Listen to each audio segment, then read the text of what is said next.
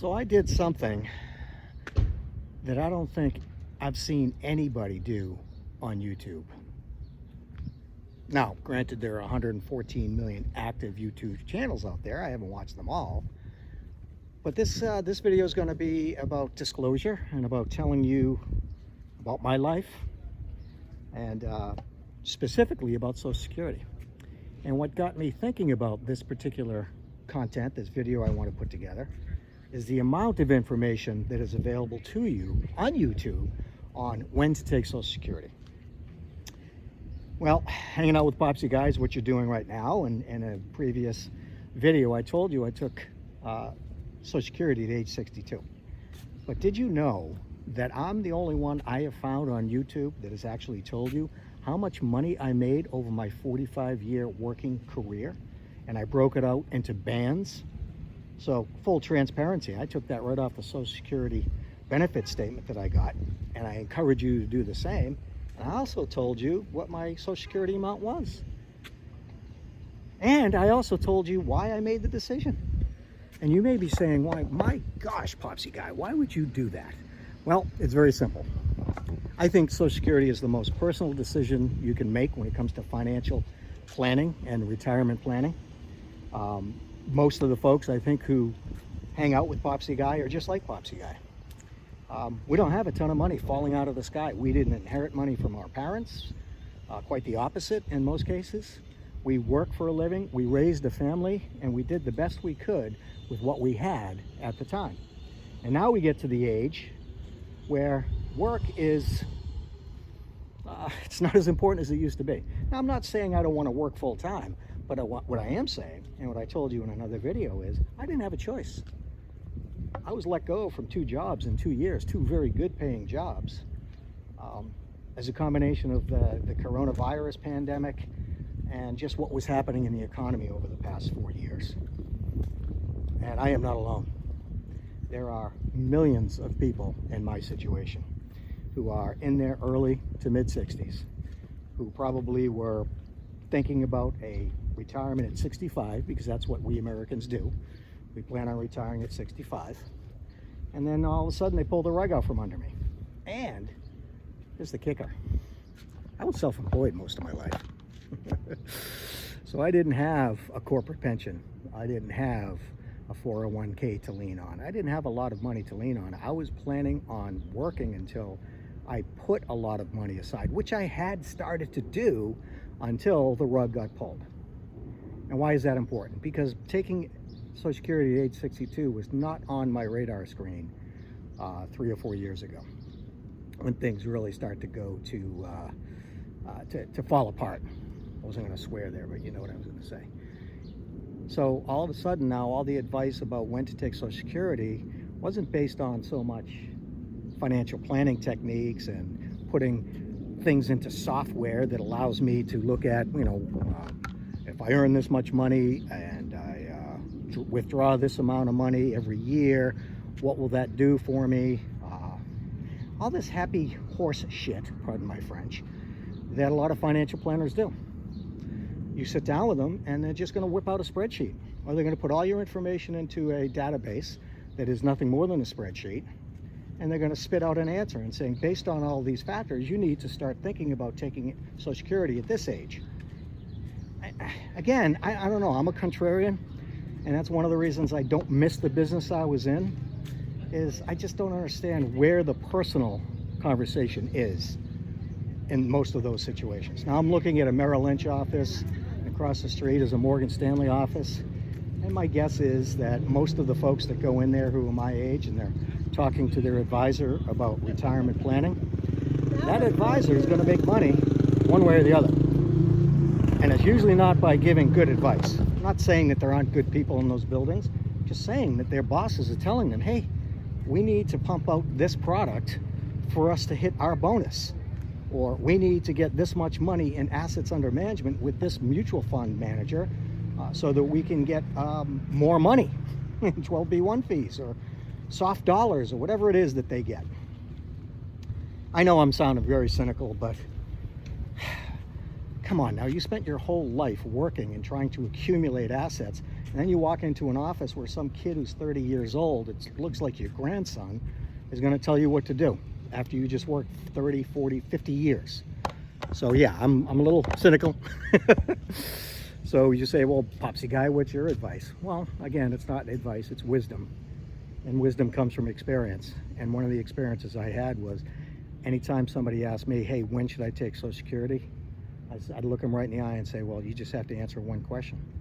So, well, what's that? Tell me when you're going to die. Pretty morbid, right?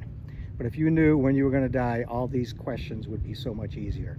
But all we do as Americans is we throw it on a spreadsheet, we throw some fictitional numbers in there, like rate of return, inflation expectations, drawdown rate, withdrawal rate, all of these funky terms that mean nothing.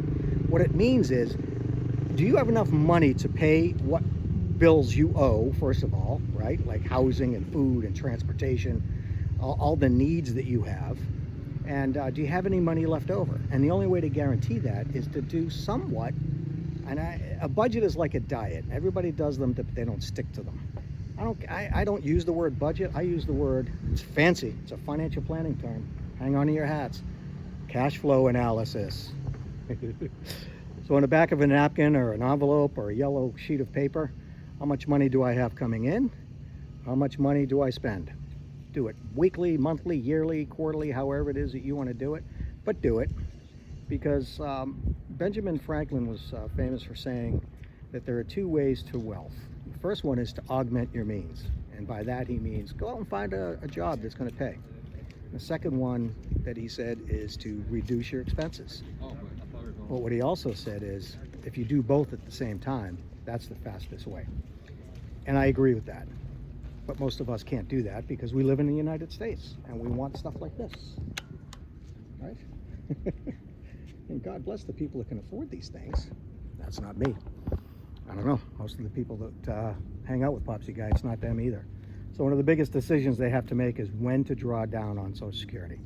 And Social Security's own data shows us that most people take Social Security at age 62. The next spike is age 66, which is what we call full retirement age for folks born after 1960, and then age 70. But the percentage of people that draw at age 70 is a lot lower. And I don't know the factor, but it is tremendously lower than the people that draw at 62. So it goes back to, you tell me when you're going to die, I'll tell you to take it. So I'm going to give you a story about my dad. My dad took it at 62.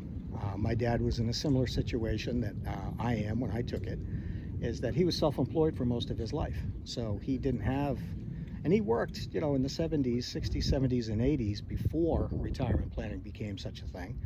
401ks and the Employment Security Act didn't come into vogue until the mid to late 70s, and then 401k plans in the 80s. But he was working for himself, or he was working as a salesperson on commission. And what ends up happening there is you always say, well, I'll catch up next month. So fast forward to my dad when he was 62, he decided to draw on Social Security. And he thought, here's my reasoning, using the when are you going to die. His mom died at 86, who was the longest living member of his whole family at the time. He had a brother and a sister who died in their early 60s. His dad died at 59. He's thinking to himself, well, I've already beat the odds, so I'm going to take Social Security. Well, he died at 91. And the reason I laugh is because, you know, he beat the system. You know, that break-even point, he was earning enough money with cost of living adjustments. You know, he was a single guy at the time. You know, my mom, who he had divorced years before, had passed away. He had gotten remarried, and unfortunately his second wife, who was a sweetheart, she passed away. So he ended up living on his own for about 21 years. He lived with me and my family for about 3.5 years, but that was like an episode of The Odd Couple. You do what you have to do to take care of your parents. And my mom, same thing. And I'll tell you the whole story about what happened with she and I, but she also took early Social Security, but she also worked in a job later in her life for 3 or 4 years, kept her expenses low from what I understand, and was able to put a couple of grand in a 401k. But that was it. So if your family is in that situation, or you're in that situation, you know exactly what I'm talking about. If there's the opportunity to get your Social Security and feel better about knowing that you can live, then do it. There are too many financial advisors, too many people that want to say, well, hey, this is what I would recommend that you do, but they don't know anything about what's going on in your life. They'll ask about your family health history. They'll talk about different formulas that you can use, but at the end of the day, they're going to make a recommendation based on a spreadsheet and then walk you out of the office. What they're mostly interested in is whether or not you have a retirement portfolio they can manage for the sweet fee of maybe 50 basis points, 75 basis points, or even 100 basis points, and make some serious cash on you. Lastly, I'm going to tell you another myth. Here's another myth, us late boomers or early boomers, born in '62. So I'm right on the cusp between being a Gen Xer and a boomer. Is that when you retire, right, no matter what the age is, you get on a fixed income. Well, newsflash, unless you were a salesperson on 100% commission, or you got bonus money, that was it. Everybody's on fixed income.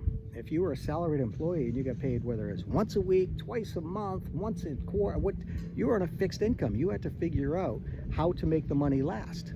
So you did that by saying, okay, we've got these expenses, we've got this amount of money coming in. If we're smart, we'll keep the amount of money coming in a little bit higher than the amount of money we spend. Ergo, Ben Franklin, right? He said, spend less, earn more. And if you do the both at the same time, you're going to be better off. But again, it's hard to do. And lastly, and this will end this diatribe, do me a favor, comment and let me know if you're in a similar situation, or if you think I'm full of cookies, please let me know. I just had to get this one off my mind. Is that not everybody is single. Not everybody gets to put money aside and not have responsibilities in the way of children or marriages, first, second, third marriages, doesn't matter. Because those things, and again, some can be a blessing, some can be a curse, but it depends on where you're at.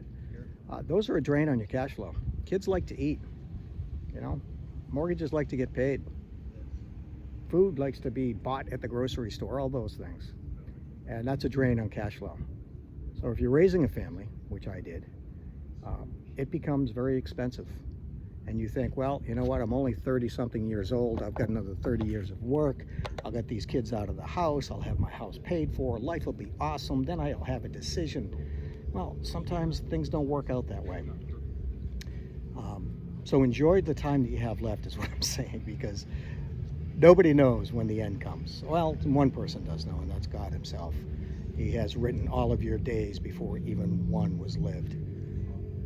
Do yourself a huge favor and don't get caught up in all this advice on YouTube, or if you're working with a financial advisor, really dig in. I've done a video on the questions that you should ask your advisor that are sometimes uncomfortable, but you've got to do it, because I swear that I'll just continue to say this. I don't swear, but I'll continue to say that a financial advisor's office is like a doctor's office. They may have 6 or 7 appointments a day versus a doctor that's got 30 or 40. But when you come in and they're all prepared to talk about your situation, as soon as you shut that door, they've forgotten all about you. They hand off the caseload to somebody who's a lot junior, and then they implement and move on to the next one. Nobody cares more about your money than you. So start paying attention to things that you rely on other people for advice for. And lastly, pull down your own Social Security statement off of SSA.gov. Take a look at it. Take a look at your earnings history. Take a look at what your monthly benefit will be at certain ages. But very important, find out how much you're going to spend every month, because if you're still spending more money than you're taking in, you're setting yourself up for a disaster. I don't want that to happen. Anyway, this is Hanging Out with Popsy Guy. Do me a favor, comment, like. Just let me know you're out there, and if this type of content that you like, I'll continue to do it. As you can tell, I'm kind of passionate about it. But if not, tell me that too, because I don't want to waste your time. All right. Thank you very much, and we'll see you soon.